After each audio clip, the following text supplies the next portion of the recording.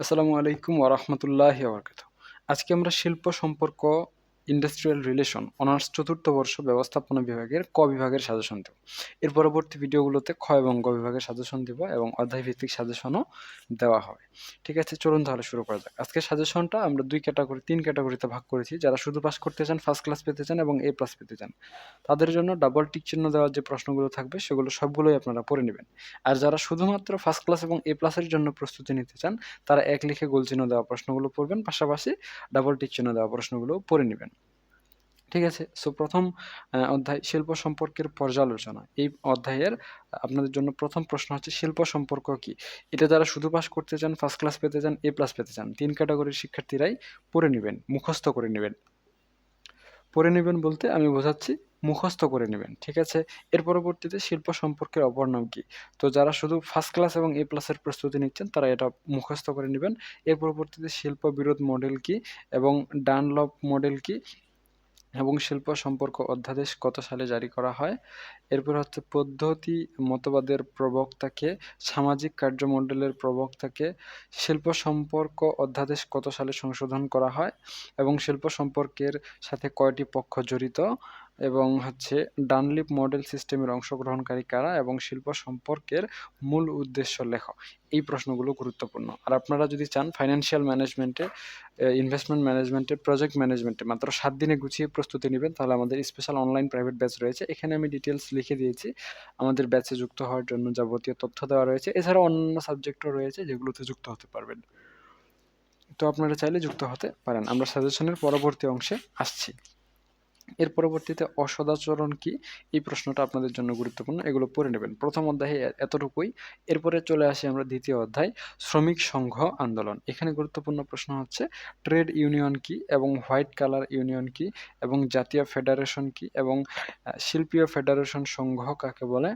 এই প্রশ্নগুলোর সাথে কারিগরি সংঘ কাকে বলে? এগুলো গুরুত্বপূর্ণ।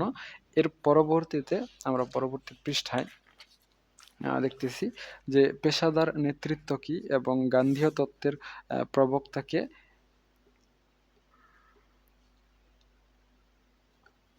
ঠিক আছে? এর পরবর্তীতে শ্রমিক সংঘের মৌলিক উদ্দেশ্য কি, আন্তর্জাতিক সংঘ কি এবং ট্রেড ইউনিয়ন নেতৃত্ব কি এবং টিইউএস এর পূর্ণরূপ কি? এটা একটু আগেই বললাম টিইউএফটা। তো এসটাও পড়ে নেবেন। ব্লু কালার কর্মী কারা এবং ক্রাফটস ইউনিয়ন কি এবং মিশ্র ইউনিয়ন কি? এই প্রশ্নগুলো আপনাদের জন্য গুরুত্বপূর্ণ। প্রশ্ন এবং উত্তর সহ ভালো করে আপনারা পড়ে নেবেন। তৃতীয় অধ্যায়, ক বিভাগটা শুধু ক বিভাগের জন্য না, এটা খ এবং গ বিভাগের প্রশ্নের উত্তর দেওয়ার জন্য এবং প্রাসঙ্গিক উত্তর দেওয়ার জন্যও গুরুত্বপূর্ণ। তাই অবশ্যই ক বিভাগের প্রশ্নগুলো ভালো করে পড়ে নেবেন। তৃতীয় অধ্যায়, নিয়োগকর্তা এবং তাদের সংগঠনসমূহ। তো এই অধ্যায়ে আপনাদের জন্য গুরুত্বপূর্ণ প্রশ্ন হচ্ছে মালিক বা নিয়োগকর্তাকে, পিপিপি এর পূর্ণরূপ কি? এর পরবর্তীতে বাংলাদেশে এমপ্লয়ার অ্যাসোসিয়েশন কত সালে প্রতিষ্ঠিত হয় এবং বণিক সভা কি? এই প্রশ্নগুলো আপনাদের জন্য খুবই গুরুত্বপূর্ণ। আপনারা প্রশ্ন এবং উত্তর সহ এগুলো ভালো করে পড়ে নেবেন। পরবর্তীতে রয়েছে বণিক সভা কত ধরনের? হ্যাঁ, বণিক সভার সদস্যপদ কিরূপ? এর পরবর্তীতে বাংলাদেশ শিল্প মালিক সমিতি কখন প্রতিষ্ঠিত হয় এবং বিজিএমইএ কি? এটা আপনাদের জন্য গুরুত্বপূর্ণ। এর পরবর্তীতে বাংলাদেশে বস্ত্রকল মালিক সমিতি কি? এটা আপনাদের জন্য গুরুত্বপূর্ণ।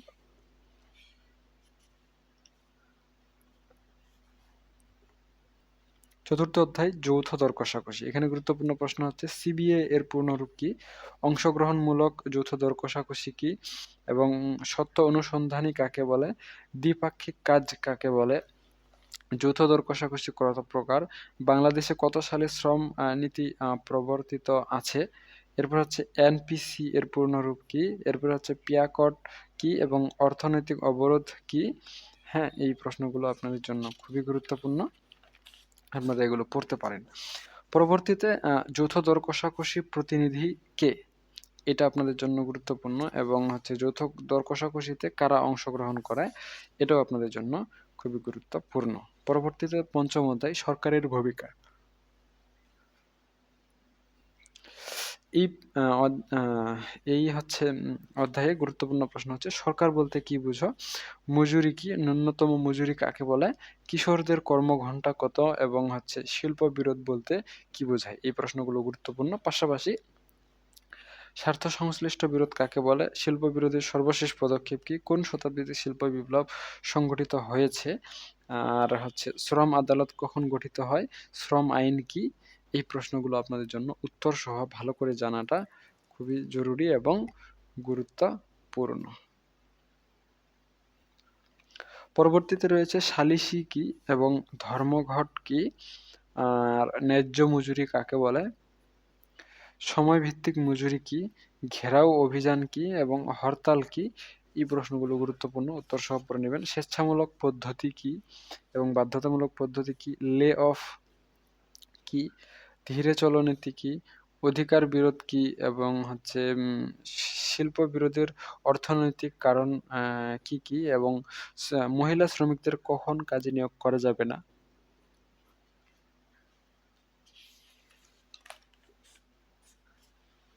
এই কয়েকটা প্রশ্ন গুরুত্বপূর্ণ। অধ্যায় ৬ আপোস রফা বা সালিসি সেবা। এখানে আপনাদের জন্য গুরুত্বপূর্ণ প্রশ্ন হচ্ছে আপোস রফা কি? শ্রম আদালত কি? শ্রম আদালতের কাজ কি? শ্রম নীতি কি? এবং হচ্ছে যৌথ বিরোধ কি? অ্যাডজুডিকেশন কার্যক্রম কি? অ্যাডজুডিকেশন প্রক্রিয়া কয় ধরনের? পিসিএমবি এর পূর্ণরূপ কি এবং এফবিসিসিআই এর পূর্ণরূপ কি? এই কয়েকটা প্রশ্নই গুরুত্বপূর্ণ। আমরা নেক্সট অধ্যায় সপ্তম অধ্যায়ে চলে আসছি, অংশগ্রহণমূলক ব্যবস্থাপনা ও শিল্পীয় গণতন্ত্রের নির্ধারকসমূহ। এখানে গুরুত্বপূর্ণ প্রশ্ন হচ্ছে শিল্পীয় গণতন্ত্রের ৫টি পূর্ব শর্ত লেখো। শিল্পীয় গণতন্ত্রের প্রধান উদ্দেশ্য কি? শিল্পীয় গণতন্ত্রের মূল কথা। ত্রিপাক্ষিক আলোচনা পদ্ধতিতে অংশগ্রহণকারী পক্ষ তিনটির নাম লেখো এবং ত্রিপাক্ষিক আলোচনা পদ্ধতি কি? এগুলো আপনাদের জন্য খুবই গুরুত্বপূর্ণ। পাশাপাশি এখানে ব্যবস্থাপনায় শ্রমিকদের অংশগ্রহণ কি? এটা আপনাদের জন্য গুরুত্বপূর্ণ। গণতান্ত্রিক ব্যবস্থাপনা কি? এটা গুরুত্বপূর্ণ। যৌথ পরামর্শ কি? সাজেশন পদ্ধতি কি? এরপরে স্ব-ব্যবস্থাপনা পদ্ধতি কাকে বলে? এটা গুরুত্বপূর্ণ। এরপর হচ্ছে জার্মানিতে শ্রমিকদের অংশগ্রহণ প্রোগ্রাম কয় ধরনের? এটা গুরুত্বপূর্ণ। অংশগ্রহণমূলক ব্যবস্থাপনা কি?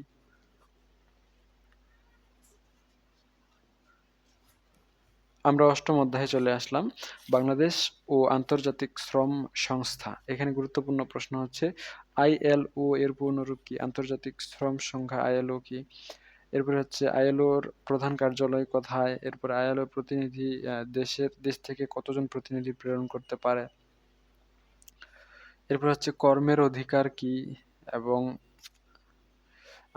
বাংলাদেশ কত সালে আন্তর্জাতিক শ্রম সংস্থার সদস্য হয়? হ্যাঁ, এই প্রশ্নগুলো আপনাদের জন্য গুরুত্বপূর্ণ। বাংলাদেশের আইএলও কততম সদস্য এবং কখন আইএলও ঢাকাতে অফিস খোলে?